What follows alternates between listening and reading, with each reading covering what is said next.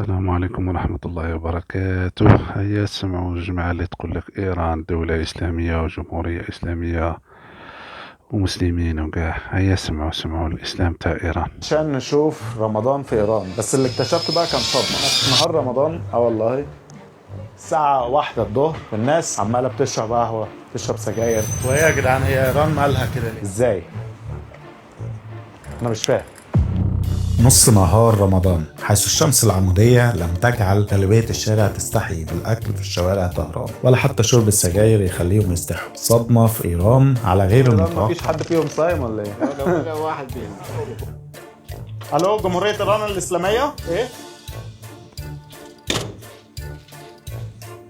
بصوا يا جماعة كده معايا الناس إيه ورايا قاعدة بتاكل وكأنهم لسه مخلصين الجيم وقاعدين بياكلوا. مفيش رمضان عندهم خالص، اللي بياكل ومحلات الاكل فاتحه. انا مصدوم مش عارف. جدير بالذكر اننا وصلنا ايران في عيد نوروز. رمضان جود.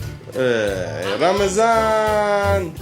عيد نوروز، وده بيحصل كل سنه في شهر مارس اللي صادف رمضان السنه دي. هابي نوروز. Thank you. You're welcome.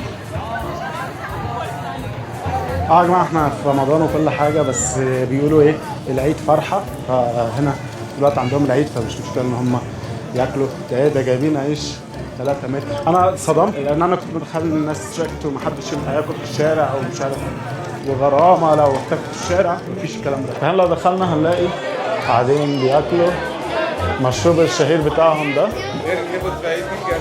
فلوده، اسمه الفلوده. عادي كده يا جماعه، الناس يعني فاطرين النهارده. فطار في رمضان مش هو الصدمة الوحيدة. فبعد ساعة مشي مع مهرناز اللي ودتنا مكان غريب في طهران، حسيت ان طهران حاجة وطهران حاجة تانية خالص. هل إيران هي الدولة المتشددة اللي كلنا عارفينها؟ ولا العكس وموضة الحجاب وكده هي فقط شكليات في طهران؟ صدمة مش محتاج غير إنك تمشي ساعة في طهران عشان تشوفها بعينك. في إيران دولة 600 كنيسة و25 معبد يهودي. غريب جدا في إيران هو إن فيها 10 معابد يهودية في طهران ومفيش فيها مسجد سني واحد، ولكن يوجد فقط مصليات. مدينة أصفهان المليئة بالمسارح في عيد نوروز على عكس المتوقع.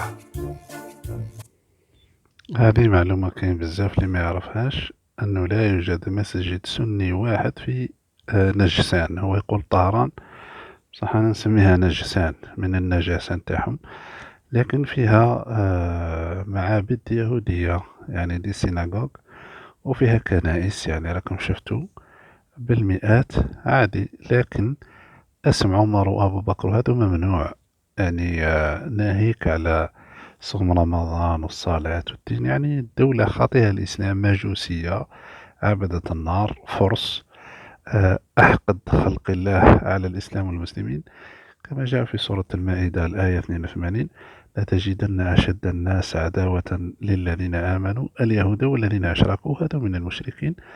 وهذه كنت تشوفوا أخونا هذا المصري قاعد يصور من قلب الحدث في شهر رمضان. ها هوينا وجيبوا العكس، يعني اللي حب يدافع على هذه الدولة الخبيثة. تفضلوا.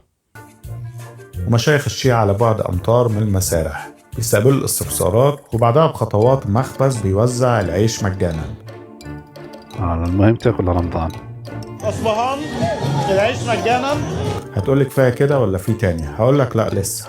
ما تيجي نشوف أكبر مول في العالم في طهران، في مول إيران، واللي اتبنى من سنة وأصبح أكبر مول في العالم وقد مول دبي اللي كان أكبر مول في العالم ب1.5 مرة. شاهد إن إيران وبعد زيارة 130 دولة هي أكتر دولة صدمت هذه في إيران. بس اللي اكتشفته بقى كان صدمة.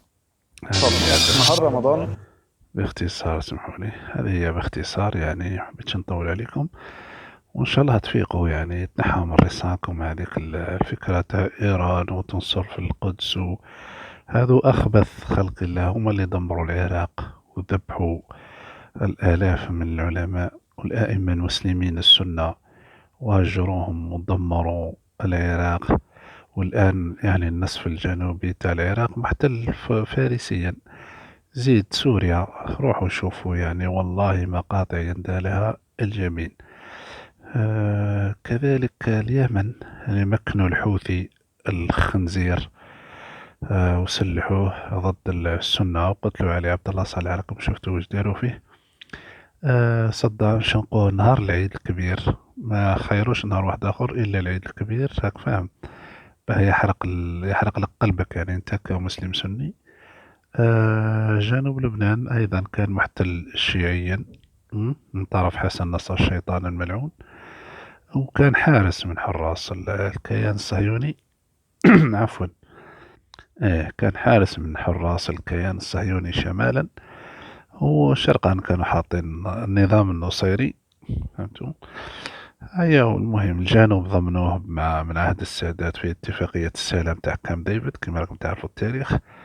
والجهة الغربية الجهة الغربية عفوا، يعني حبوا يخلقوا لك انت تمازغة الكبرى، وهكذا يحيطون أنفسهم بالعملاء. واليوم سوريا يعني حتى هذاك النظام النصيري اللي كان شكليا شكل يعني حجرة في طريق الصهاينة، يعني راكم تشوفوا خلى لهم الأرضية يعني. والآن الكيان الصهيوني قاعد يعبث ثم ويلعب ويخرب مع هذو الفرس الملاعين. قال لك في حرب والله الذي لا إله إلا هو ما بين إيران واليهود عداوة، بدليل هم ضربوا كاع الدول العربية إلا إيران، ومش راح يضربوها كما قالها عبد الله النفيسي في حوار طويل معه. قال لهم والله ما راحش يضربوها أبدا. ولذلك إسرائيل تهدد من السبعينات بأنها ستضرب إيران. كم مضى عليها الآن؟ 50 سنة صح، من السبعينات وهي تهدد بأنها ستضرب إيران، من 79 وهي تهدد بأنها ستضرب إيران. والثمانينات كذلك عندما ضربت المفاعل العراقي سنة 81 هددت بأن الدور جاي على إيران.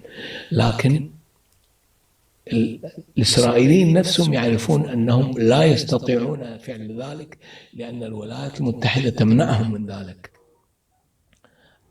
الولايات المتحدة تدرك تماما بأن إيران هذه عندها استعداد للتحول إلى حليف استراتيجي.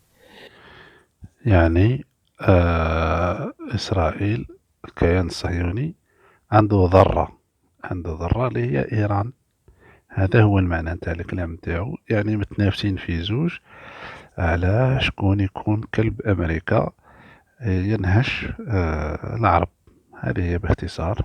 يعني قديما كنت تتكلم عن أنه أمريكا تسوي مؤامرة، هذا في التسعينات، لضرب أسفين بين الإيرانيين ودول الخليج. نعم.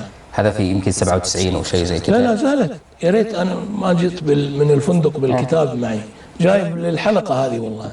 اللي هو أي كتاب؟ كتاب ويليام إنغدال اللي هو الفول سبيكتروم دومينانس، السيطرة الشاملة. يقول فيها إنغدال أنه هناك صفقة وبارسي تريتا بارسي، المؤامرة بالتحالف بين إسرائيل وإيران وكذا. الكتاب منشور بالعربي الآن. نعم معروف. هذا يعني مختص في الجيوستراتيجي والتاريخ السياسي للأمم، وعنده كتب وعنده من السبعينات، يعني إنسان كما يقولوا سابق عصره في المجال هذا. عنده تحاليل يعني منطقية، إنسان دارس بغض النظر يعني عن بعض تصريحاته، لكن في المجمل إنسان عارف اللعب جيدا وما يجري بين الصهاينة وبين إيران والأمريكان. ومن بكري هو قالها في الجزيرة، لو بعد 50 سنة راح تشوفوا لا أمريكا ولا اليهود راح يضربوا إيران، كلها مسرحية. وفعلا هذه هي، وإن شاء الله تكونوا يعني غيرتوا رأيكم فيما يخص أنه إيران دولة إسلامية، لا إسلامية ولا هم يحزنون. كما قال الخميني الملعون لما نزل من الطيارة اللي جابته فرنسا بها وشد مكان شاه إيران، سميته محمد رضا، الله أعلم ولا مرتضى، ما علينا. قال لا شرقية ولا غربية ولكن دولة إسلامية، لكن لا إسلامية ولا هم يحزنون. شيطان صدر ثورة أمنوا بها الحمقى نتاع العرب، والنتيجة راكم تشوفوا فيها اليوم. لكن الحمد لله بدأت الناس شوية تفيق على كل حال، ولو متأخرين ب50 سنة، لكن خير من والو. هذه هي، والسلام عليكم ورحمة الله وبركاته.